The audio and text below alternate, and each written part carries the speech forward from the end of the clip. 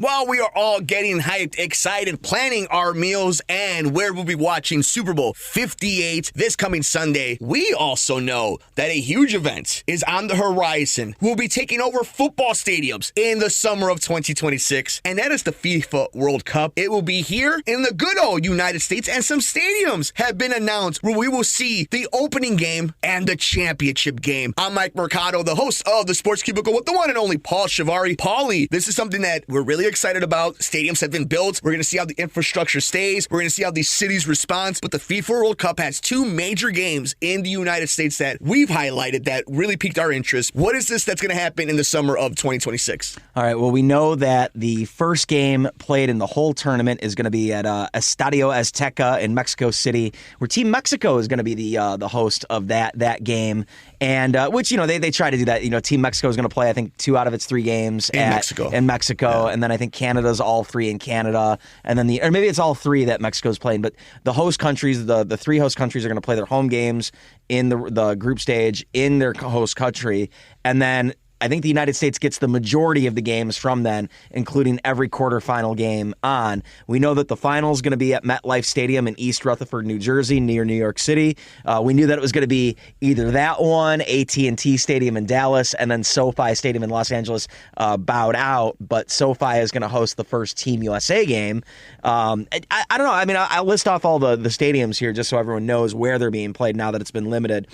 So BC Place in Vancouver, Lumen Field in Seattle, Levi's Stadium in Santa Clara, California, SoFi Stadium in Inglewood, California, Estadio Akron in Guadalajara, Mexico, Arrowhead Stadium in Kansas City, AT&T Stadium in Dallas, Mercedes-Benz Stadium in Atlanta, NRG Stadium in Houston, Estadio BBVA in Monterrey, Mexico, Estadio Azteca in Mexico City, Mexico, BMO Field in Toronto, Canada, Gillette Stadium in Foxborough, Massachusetts, Lincoln Financial Field in Philadelphia, Hard Rock Stadium in Miami, and MetLife Stadium in East Rutherford, New Jersey. So is there any part of you that, let's take away... I wanted it to be in New York. I thought New York should have been a better final than Dallas. And what about Chicago not being in there? Obviously, the stadium is a big thing. What would it mean to you? Yeah. I mean, well, it already happened in 94, and Soldier Field had the opening ceremonies and the first game. So that sort of pride has already been a part of my life. I mean, I think that'd be different for you because you were very young when that happened. Yeah. And I remember, being... I think I was like 12 at the time that it came around. I was excited, but not enough to pop on the opening ceremonies. I've never been like, big opening and closing ceremonies guy, but I love the tournament itself. So, I mean, I'll watch as many of these games as I humanly possibly can. It would have been nice to have one in Chicago because I think regardless of the teams in town, I would have at least attended one match just to say you were there. That I did. Yep. But at the same time, now maybe this is an excuse to go to Kansas City or a different stadium that I've never seen before. I've been to Soldier Field, but also I think this is something too that for the city of Chicago, oh man, it'd be great if we had the Olympics. Oh man, it'd be great if we had the World Cup, the Super Bowl. It's like, well, we all know what you need to do that. And right now you're at the crossroads where you can figure out how to make that happen. Still dragging your feet. Yeah, still dragging your feet, talking about Arlington Heights and the lakefront and all that, and the South parking lots. Yeah, and the infrastructure of this city kind of hampers that because they never planned on this a long time ago. You look at a city like Philadelphia, as much as people want to rip it, they have a whole section of town dedicated to stadiums, and when they need a new stadium, they knock one down and they build one on that same lot. And they've done it for years. So Chicago doesn't have that luxury, and Chicago's infrastructure is messed up, which, I always thought it was dumb that Soldier Field is right in between a lake and a highway,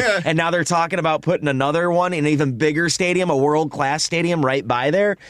I mean, that's going to have to, I think, change Lakeshore Drive or DuSable Lakeshore Drive, which, that changing the name of Lakeshore Drive was already rough for some people. So how are you going to change the layout? Oh, man. I couldn't imagine. I'm not old enough to remember when there was like those 90-degree S-turns back in the day, how much like that must have messed people up, when they finally built it and made it, curvier. And so I don't know. I think if Chicago wants to catch up to this, there's a lot that Chicago needs to do. This isn't really where the conversation is going. But it's part of it for a Chicagoan. Yeah, for Chicagoan. Yeah, that's the conversation. But I'm excited about the World Cup. I know with the expanded tournament and the fact that it's in the U.S. and the split hosts, kind of rubs some people the wrong way, but I think you're going to have an exciting tournament.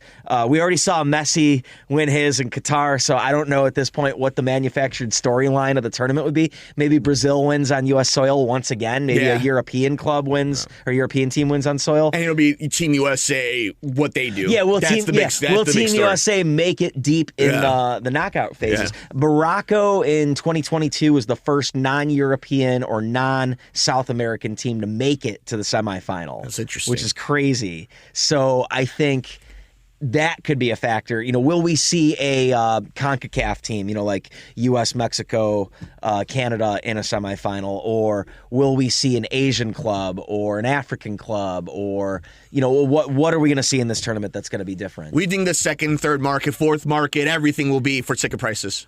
Oh, gosh. Without guessing an actual number, but kind of feeling the vibes and knowing that this is a spectacle, especially in the United States by 2026.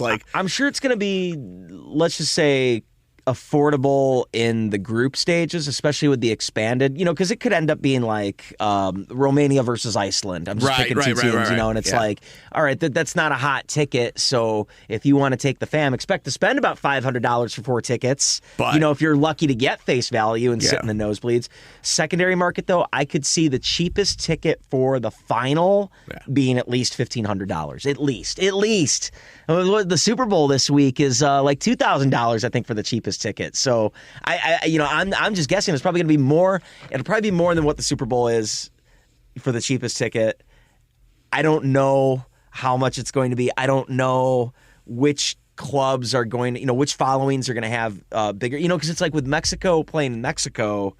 That kind of, because Mexico travels well. Mexico, I was in Vegas I saw it personally. And Qatar, they had a huge following. Yeah. So that might make a difference. But of course, if Mexico advances to the knockout round, then there's going to be more games in the United States. Lots of Mexican fans in the United States. So that's going to be a hot ticket. Of course, Team USA is going to be a hot ticket.